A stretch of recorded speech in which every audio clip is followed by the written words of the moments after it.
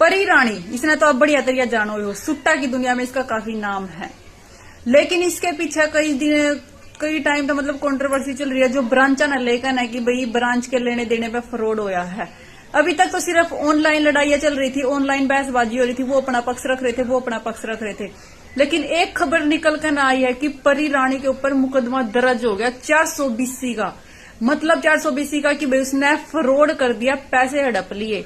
ये मुकदमा किसका दर्ज होया है? चरखी दादरी वाली, उसकी जो ब्रांच वाली थी अंजू, उसकी साइड से मुकदमा दर्ज किया गया है कि उसके 8 लाख रुपए हैं वो परी रानी ने खा लिए हैं।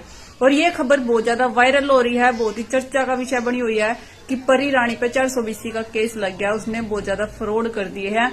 ये बाकी जितनी ब्रांचा वाले है, क्योंकि इसकी 10-12 ब्रांच जा रही थी और काफी सारी ब्रांच छूट गई है, सिर्फ 3-4 रह रही है, तो सारी लिकड़ के आवांगी। वो सब देखो भाई, के कुछ रहा, के कुछ नहीं, किसके पैसे खाए, किसके दिए जाए।